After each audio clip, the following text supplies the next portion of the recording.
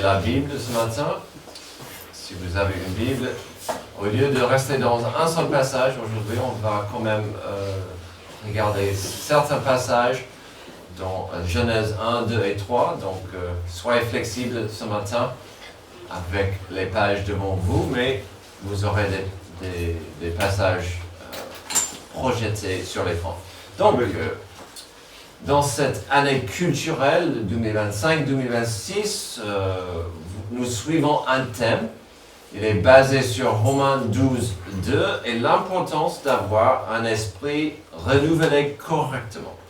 Romains 12, 1 et 2, c'est vraiment un passage clé qui nous parle de l'importance d'être un disciple, de suivre Jésus chaque jour, quotidiennement. Et puis le verset 2 montre à quel point on doit avoir l'esprit renouvelé. Il faut grandir, on ne peut pas rester le même tel comme on était hier, mais de vraiment continuer à grandir, d'avoir l'esprit, l'intelligence renouvelée correctement. Et donc il y a plein de questions, comment est-ce qu'on va renouveler notre esprit? Alors depuis un moment, nous tournons autour de certains thèmes. Avec cette idée, il faut renouveler l'esprit. Nous étudions des sujets capitaux. Nous traversons un chemin ensemble qui nous instruit, nous rappelle, nous informe sur des questions que l'on pourrait entendre. Il y aura des questions, et vous les avez, ou des réponses ici, à certains sujets qu'on pourrait entendre. Il faut absolument avoir une compétence des réponses à de telles questions. Sauf si vous habitez dans une bulle, on doit pouvoir répondre à certaines questions. Nous devrions avoir une compréhension sur des idées, des matières, des questions que le monde pourrait nous poser. C'est pourquoi nous avons commencé avec la notion que Dieu est là. Il n'est pas silencieux. Il y a beaucoup de gens qui vont dire trop facilement, Dieu n'est pas là, je ne l'ai pas vu. Et on a vu pendant plusieurs passages que Dieu il est plus que présent, il est aussi un Dieu qui communique. Et dernièrement, nous avons regardé l'importance de la puissance de la parole de Dieu. Donc, il est là, il n'est pas silencieux, il communique sur plusieurs domaines, mais aussi à travers sa parole puissante. Aujourd'hui, nous commencerons un sujet plus qu'important. Il s'agit de la rédemption. On pourrait dire que ce mot résume la totalité de la parole de Dieu. De Genèse jusqu'à l'Apocalypse, nous voyons notre Créateur, qui est aussi notre Sauveur, qui souhaite devenir notre Seigneur. Et donc c'est une chose d'avoir le Créateur, mais le Sauveur et le Seigneur, c'est là où on peut trouver vraiment l'importance de la rédemption.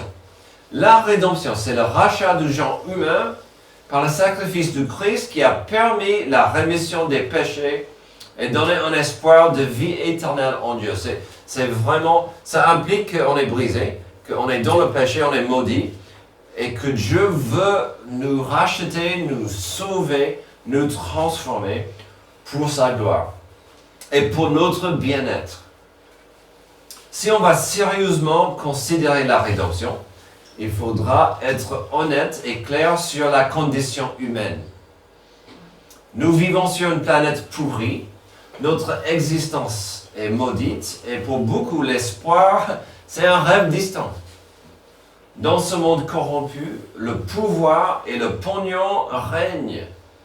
Qu'en est-il pour nous? Il serait facile de dire, ce monde va tellement mal, que pourrais-je faire? Quel espoir est-ce que j'aurai?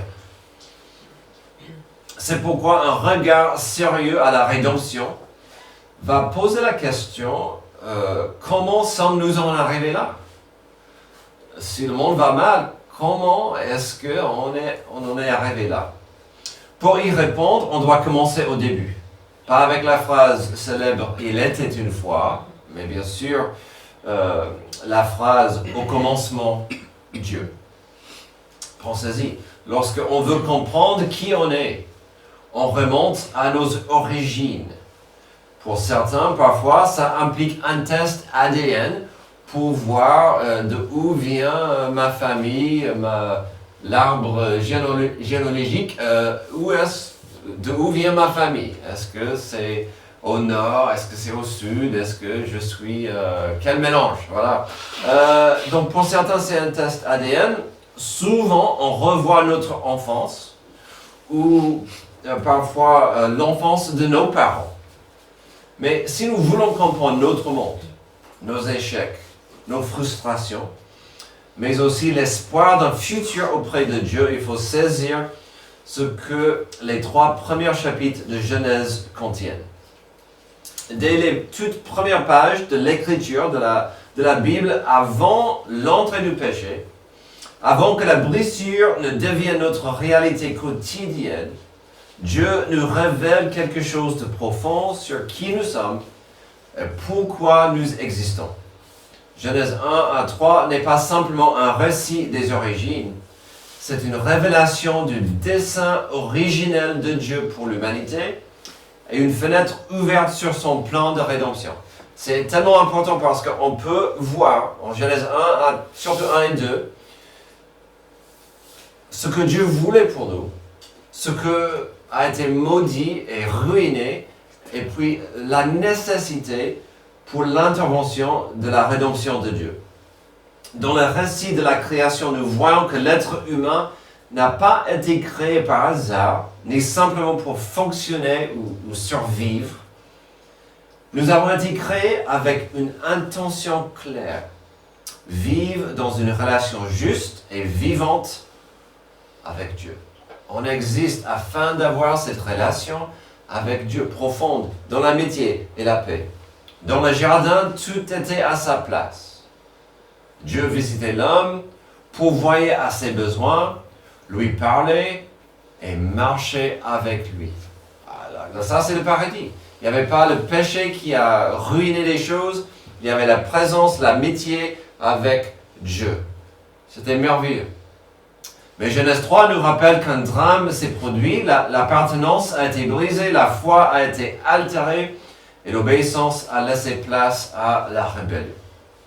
Ce matin, en parcourant brièvement dans ces chapitres fondateurs, nous découvrirons à la fois le dessein originel de Dieu pour l'homme et la promesse claire de son plan de rédemption.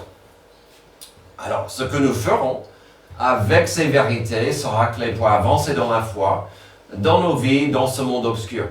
Ce qu'on fait avec ces 3 chapitres pourrait nous aider avec notre passé, mais surtout avec notre futur. Quelle vérité fondatrice doit-on comprendre afin de briller dans ce monde? La première chose à voir, c'est Dieu a béni cette planète avec une mission d'appartenance. Il nous a donné une mission.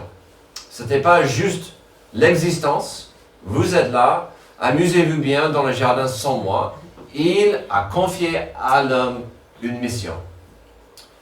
D'appartenir à quelque chose ou à quelqu'un. Voici un besoin profond en nous qui vient de notre Créateur.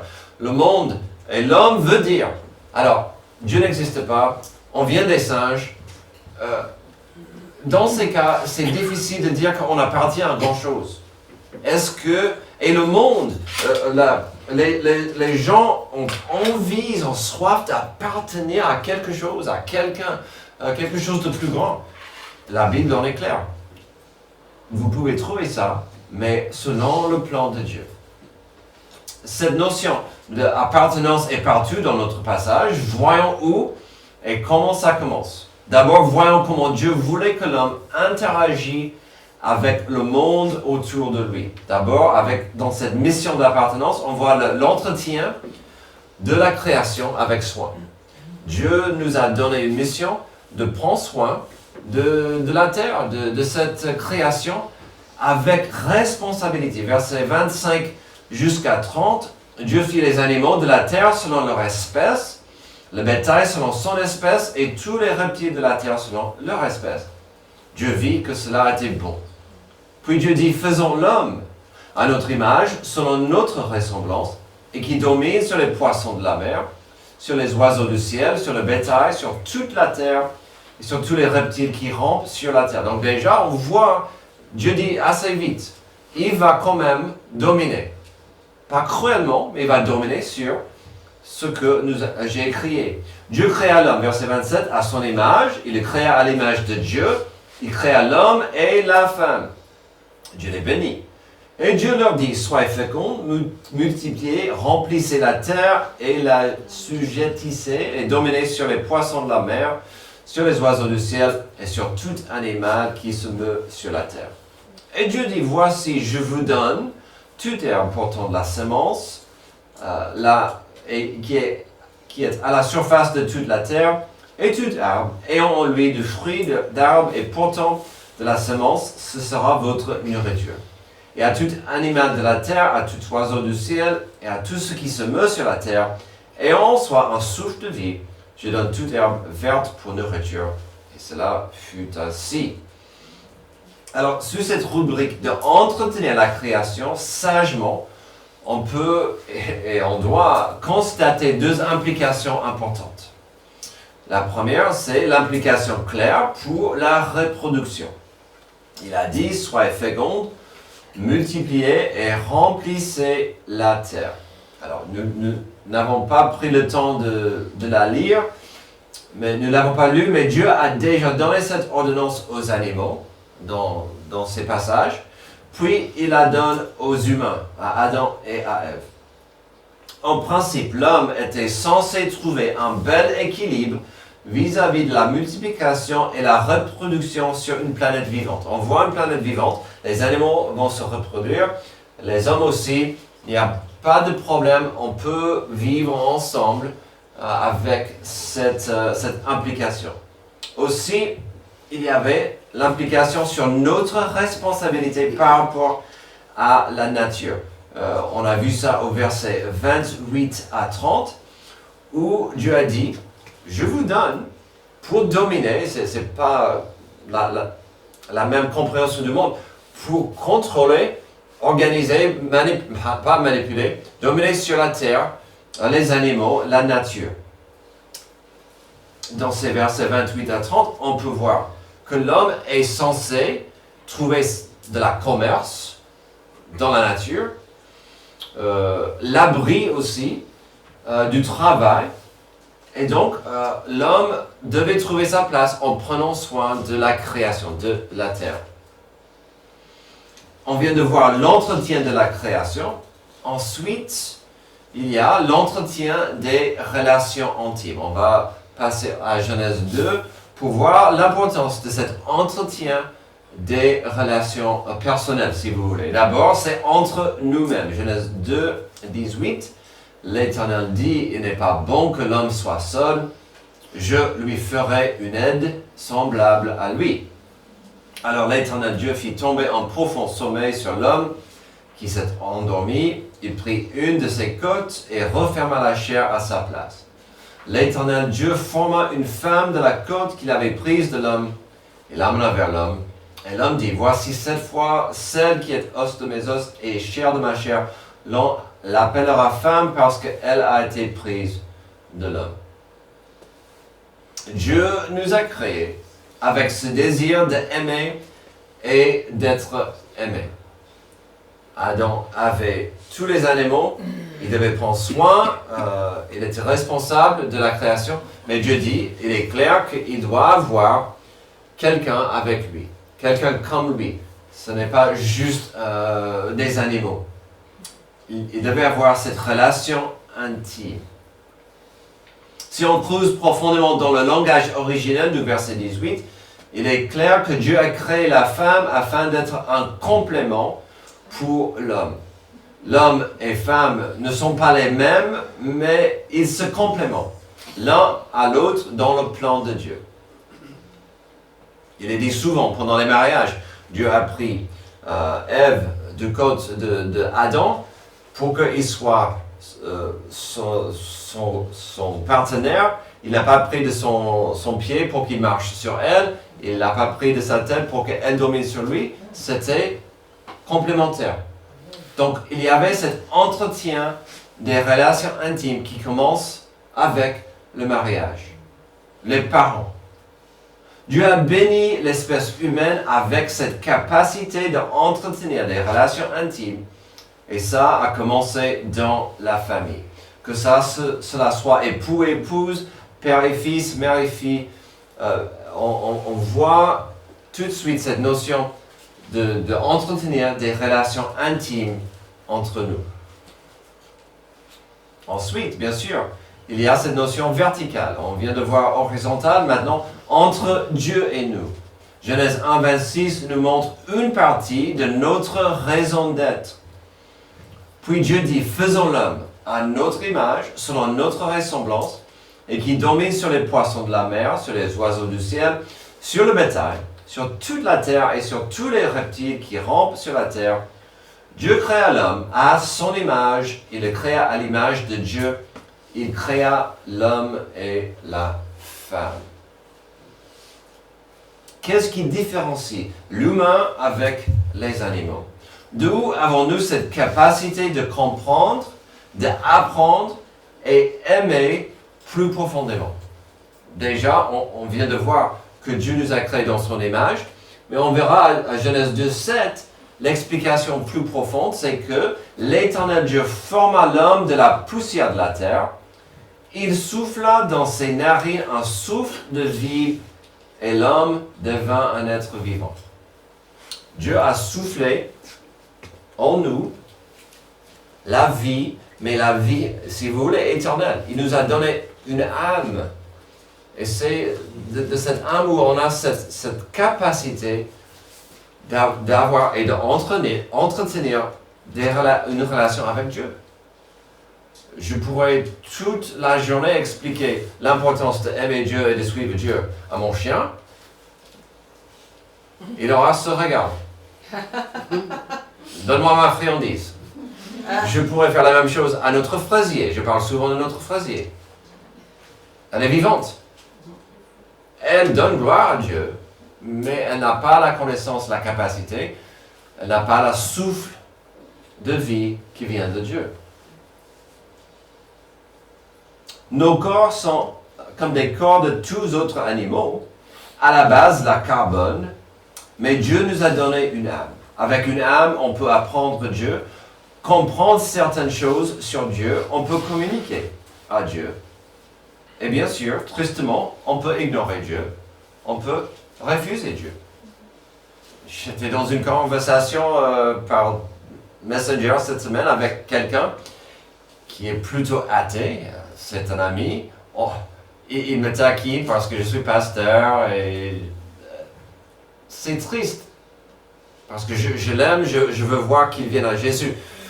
Mais il est tout content d'ignorer l'existence de Dieu, la réalité de Dieu, même si son âme est souffrante. Pascal a compris cela. Sinon, il n'aurait jamais dit des choses comme « c'est le cœur qui sent Dieu et non la raison ». Et bien sûr, il y a dans le cœur de chaque homme une vide en forme de Dieu. Ça vient de cette âme. Au Genèse 3, nous avons l'impression que Dieu souvent visitait et communiquait avec Adam et Ève. Avant la chute, ils avaient une harmonie d'esprit, une amitié profonde. Dieu a toujours voulu que l'humanité ait une intimité avec lui, ainsi que une intimité entre nous. Dès le début, on peut voir le plan de Dieu, c'est que l'homme ait cette intimité avec l'un et l'autre et avec Dieu. C'est magnifique, c'est beau. Aujourd'hui, nous faisons un survol de plusieurs passages dans nos 3 chapitres. On pouvait étudier ceci pendant des semaines et les richesses qui s'y trouvent. Mais aujourd'hui, nous sommes à la découverte de 2 grandes vérités capitales.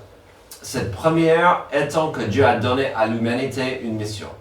Une mission importante d'appartenir correctement, sagement selon son plan à lui et entre nous. L'harmonie et l'amitié verticale et horizontale. Je sais, il serait facile de regarder autour de soi et dire « ce monde va mal, il est pollué par la méchanceté humaine et l'avarice. » Et ça serait correct. Mais nous n'avons pas le droit d'ignorer le miroir sans un regard dans le cœur. Puis-je juger les extrémités du monde sans se rendre compte de ma responsabilité vis-à-vis du Créateur et sa création. Je n'ai pas le droit de juger autrui si dans mon cœur, je ne prends pas soin de ma vie, la vie autour de moi, si je n'entretiens mal mes relations. Et les amis, ça doit commencer au foyer. Sous votre toit, est-ce qu'on est en train de communiquer l'amour de Dieu autour de nous, dans notre famille, dans notre entourage, et puis surtout dans l'Église? J'ai une responsabilité lourde, et ça sera avec plaisir, de vous aimer correctement, et puis d'aimer Dieu. Ça commence, c'est notre responsabilité de faire notre mieux, parce que c'était la volonté de Dieu tout au début. Et on a vu notre première vérité fondatrice, avançons à la suite, car elle nous enseigne énormément sur comment l'homme a dérivé si loin de la volonté de Dieu, et pourquoi sans la grâce de Dieu, on aura du mal à avancer, sans vraiment la restauration de Dieu. Donc, deuxième chose, Dieu a béni cette planète avec une mission de confiance. On a vu la mission d'appartenance. Deuxième chose, c'était une mission de confiance. Si vous voulez penser à ce mot, la foi, de mettre notre foi, notre confiance dans ce Dieu. Nous allons considérer quelques bienfaits et bénédictions que Dieu nous a donnés au début. Des bienfaits qui étaient basés sur une confiance. Dieu, j'ai confiance en toi, je vais continuer d'avancer dans ces bienfaits. Des bienfaits qui sont souvent absents aujourd'hui dans ce monde pourri. Il y a d'abord une valeur. La valeur. Dans la création originelle, l'être humain avait une grande valeur. Dieu lui a donné le but divin et essentiel pour son existence, de correctement dominer sur tous les créateurs de Dieu. On avait une responsabilité donnée par Dieu de prendre soin de sa création. Magnifique! Quand je suis chez quelqu'un d'autre, c'est toujours, j'ai peur de toucher grand chose parce que ça ne m'appartient pas. Ils m'ont donné la liberté d'être chez eux. Et Dieu dit, ça c'est chez vous, je vous donne cette valeur. J'ai confiance en vous, mettez votre confiance en moi. Il y avait aussi la sécurité. Dans le jardin d'Éden, Adam a connu un sentiment de sécurité et de confiance. Tous ses besoins étaient satisfaits. Souvenez-vous de ce passage, Genèse 1, 29, 30. Dieu dit, voici je vous donne toute herbe portant de la semence et qui est à la surface de toute la terre. Tout arbre ayant en lui du fruit d'arbre et portant de la semence, ce sera votre nourriture. Et à tout animal de la terre, à tout oiseau du ciel, et à tout ce qui se meut sur la terre, et en soi un souffle de vie, je donne toute herbe verte pour votre nourriture. Adam était comblé, il ne manquait de rien. Absolument rien, il avait cette sécurité. Il vivait dans un monde de paix. Valeur, sécurité. Ça manque. Il y a une absence de ces choses aujourd'hui. Les gens cherchent plus de valeur. Ils n'ont pas de sécurité. Et puis, on a vu la suite, le sentiment d'appartenance. C'était notre premier grand point. Nous en avons parlé tout à l'heure. Dieu a dit que l'isolement n'était pas bon pour Adam. Dieu était là pour les besoins verticaux et les besoins spirituels. Mais Dieu a aussi structuré le mariage et la famille afin d'enrichir notre expérience. Donc, il y avait toutes ces choses magnifiques, la valeur, la sécurité, l'appartenance. La vie était pas mal, très belle. Mais on avance vers la confiance face à l'interdiction. Il y avait une interdiction, il y avait un arbre entre plusieurs. Chapitre 2, 15 à 17, l'Éternel Dieu prit l'homme et le plaça dans le jardin d'Éden pour le cultiver et pour le garder. L'Éternel Dieu donna cet ordre à l'homme, tu pourras manger de tous les arbres du jardin, mais tu ne mangeras pas de l'arbre de la connaissance du bien et du mal, car le jour où tu en mangeras, tu mourras. Bien sûr, les questions s'imposent. Des questions sont nombreuses et des questions sont justes à poser. Je n'ai pas peur des questions, la plupart du temps. Et c'est clair que quand on voit ce verset, ce passage, il y a des questions qui se posent. Bien sûr, pourquoi Dieu, pourquoi il a mis cet arbre interdit dans le jardin? Dieu n'a-t-il pas su? Dieu, il connaît toutes choses. Il devait savoir ce qui allait arriver. Mais ce n'était pas juste. Il y a tous des commentaires, c'est correct. On peut poser des questions sur la présence de l'arbre. Nous trouvons ici, pour Adam et Ève, une lourde, mais simple responsabilité.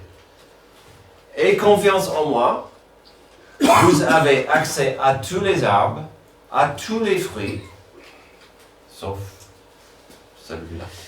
C'est tout. La confiance.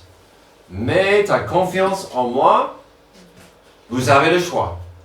Ou comme on entend souvent de notre frère Antoine, je mets devant vous deux voies, deux chemins, deux choix.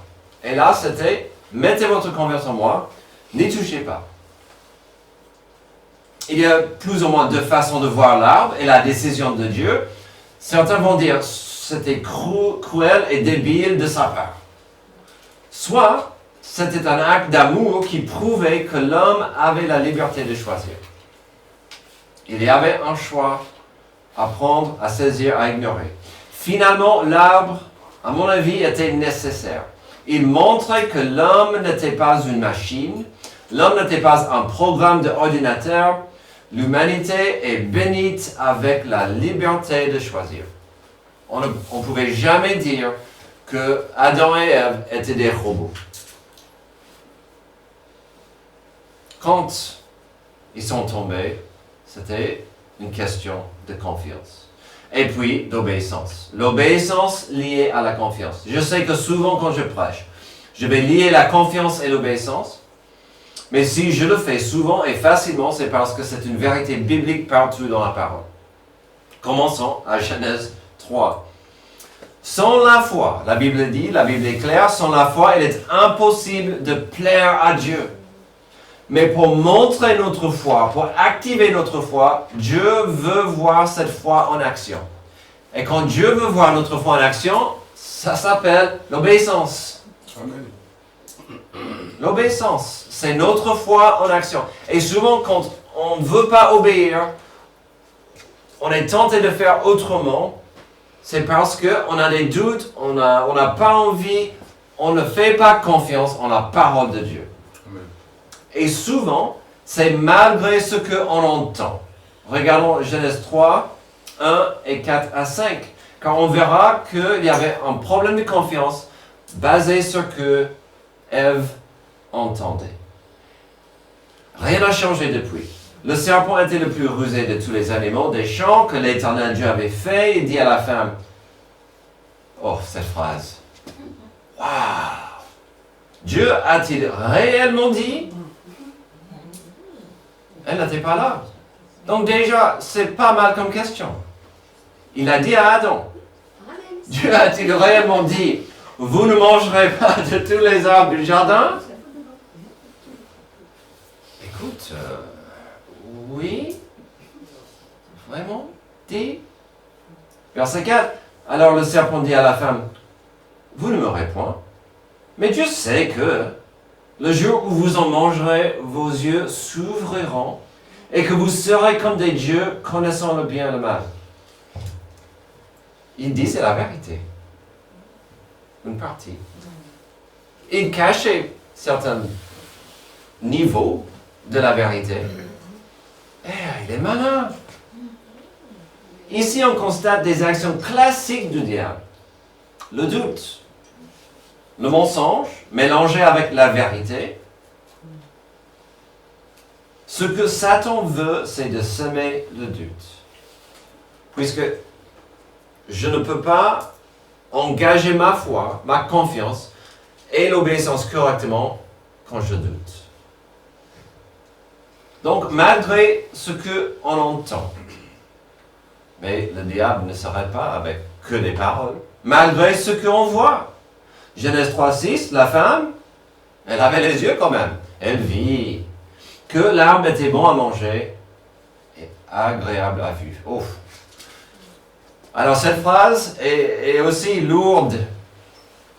Combien de gens ont vu quelque chose d'interdit et ont laissé les yeux fixés sur le sujet, l'objet, la personne.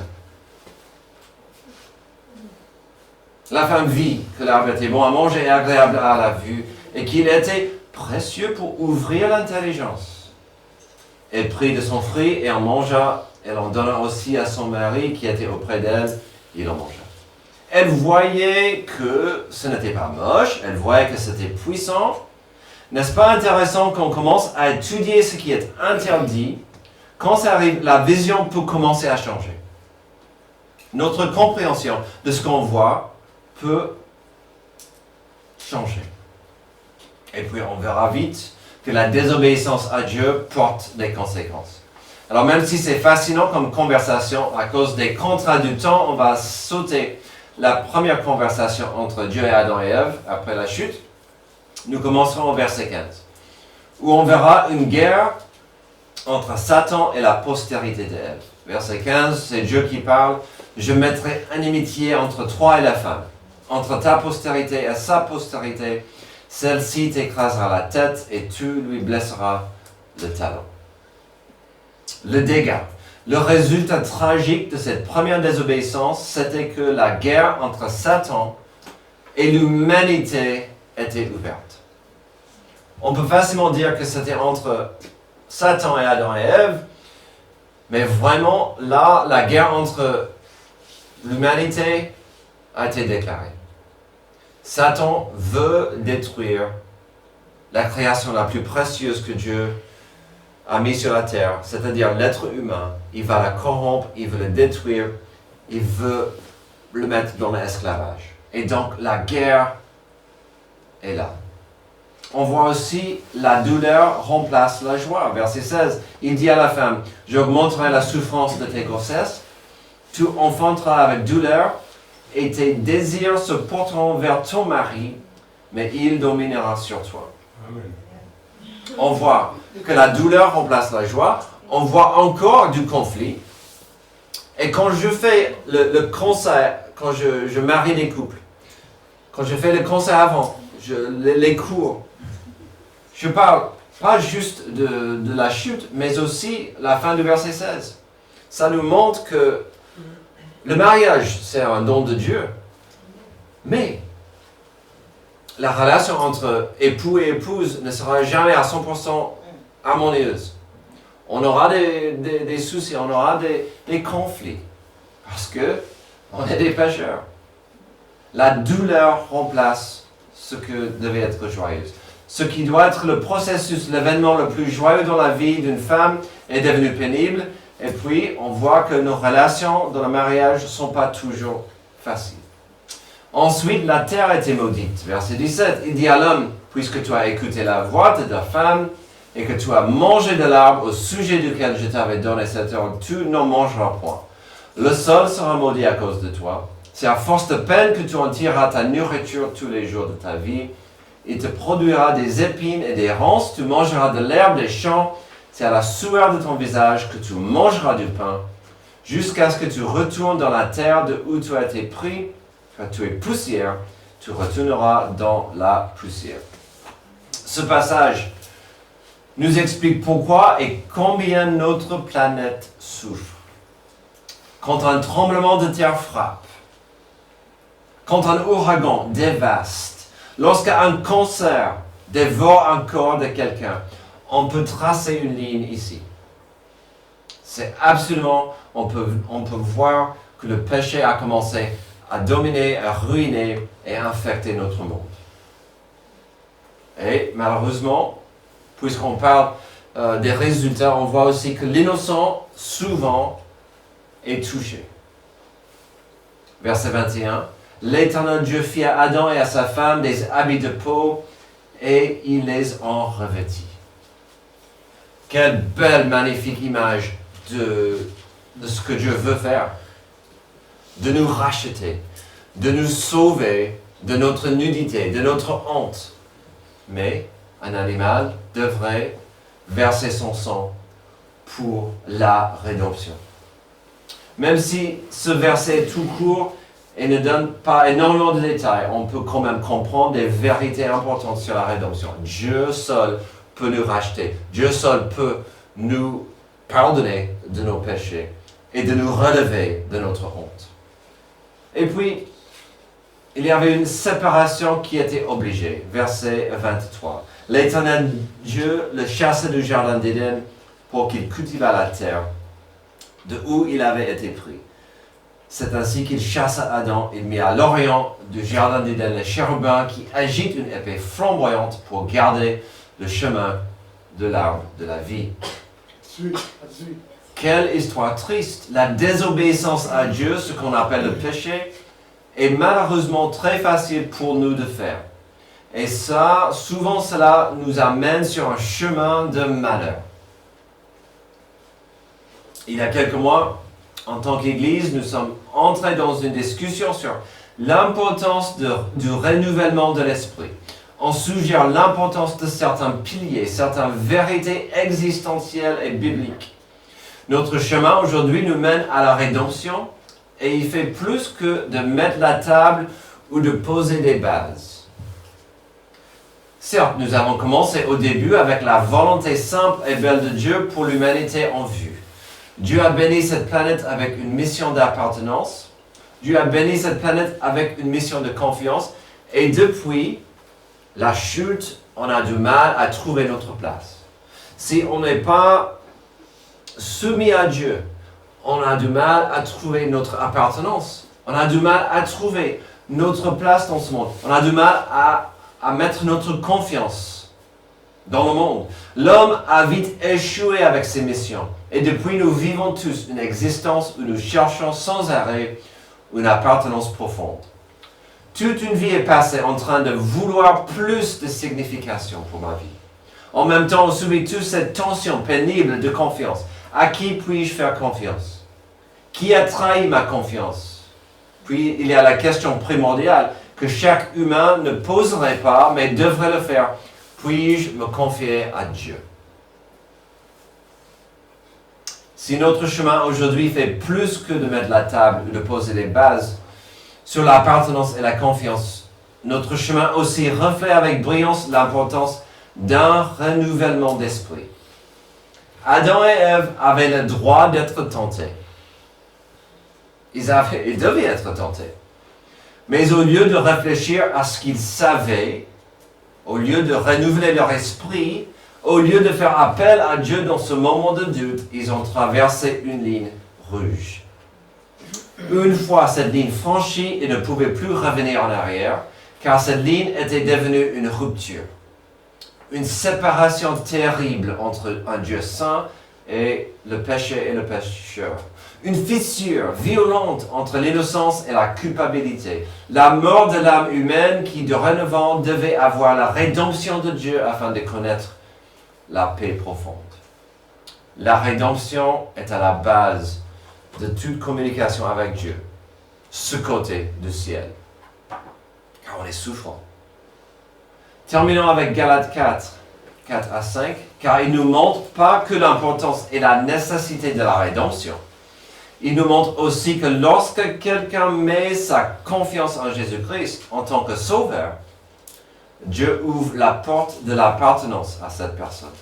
Mais lorsque les temps ont été accomplis, Dieu a envoyé son Fils, né d'une femme, né sous la loi, afin qu'il rachetât ceux qui étaient sous la loi, afin que nous ressuscions l'adoption.